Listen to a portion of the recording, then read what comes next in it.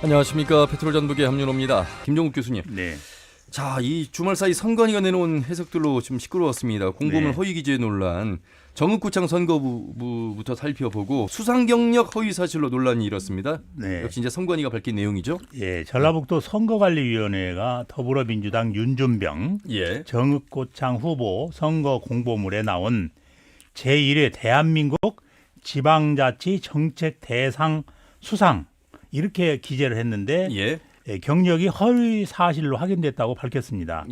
선관위에 따르면 윤 후보가 선거 공면 3단 하단에 주요 수상 이력에 게재한 제1회 대한민국 지방자치 정책 대상은 자치단체인 서울특별시에 수여된 상이다.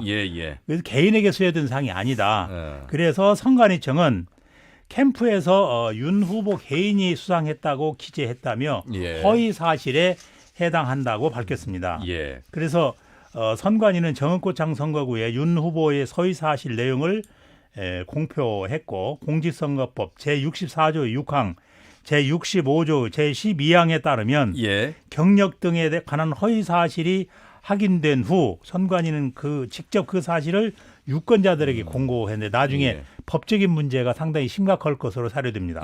정확하게 지금 말씀을 해주셨어요. 선관위에서 준 자료를 가지고 지금 바탕으로 해서 그렇죠. 말씀을 해주신 겁니다. 글쎄요, 선거 이제 이틀 남겨두고 이러한 이제 변수들이 있는데 이게 변수가 어느 정도 유권자분들에게 영향을 좀 많이 미치리라고 보십니까, 김종국 교수님? 이게 이제 잘못하면 소송전이 벌어져 있어가지고 이게 법이 어떻게 되냐면 3천만 원 이하의 벌금에 5년 이하의 징역에서는 아주 중대한 사실이 될 수가 있어요.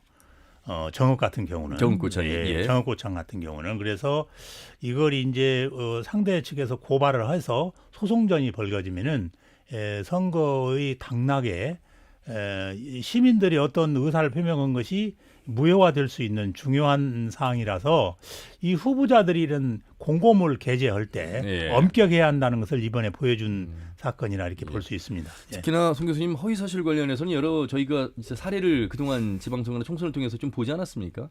그래서 사실은 이게 지금 선거가 이제 이틀 남지 않았습니까? 그래서 이제 선거 당락에보다도 저는 이제 당선이 된다고 하더라도 그렇죠. 당선 무효라든가 이런 법적인 이런 이제 재판을 받게 되게 쉽습니다.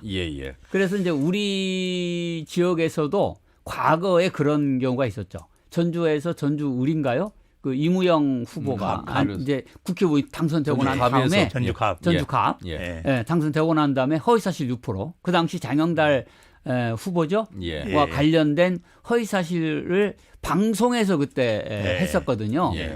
근데 그걸 몇 번 확인을 시켰는데 계속 확인을 시켰음에도 불구하고 아니라고 굳이 이야기를 했었거든요. 그래서 나중에 이제 이게 다 녹화된 부분이 있어가지고서 이 법정에서 당선 무효형을 받았습니다. 저도 뭐 진행했던 기억이 있는데 그래서 이제 낭만을 한 그런 그래서 상황이죠. 이제 그 후에 그런데 사실 이제 이런 것들이 선거를 눈앞에 두고 이 금방 확인되기가 어려운 부분들이 많이 있잖아요. 논란이 있는 부분이 있단 말이죠.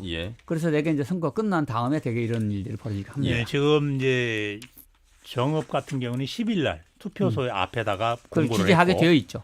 여기에서는 이제 전주에서는 아마 그 선관위 홈페이지에 공고한 걸로 이렇게 돼 있어서 상당히 투표에 영향을 약간은 미칠 것이다. 그렇게 생각을 합니다. 여론조사를 저희가 좀 살펴봤는데 여론조사를 과연 어느 정도 신뢰하고 있는 것일까? 여론조사를 어떻게 봐야 되는지 두 전문가의 말씀을 들어보겠습니다. 김종국 교수님은 어떻게 생각하십니까? 저는 우리나라에 지금은 여론조사가 상당히 이제 예측을 많이 맞습니다.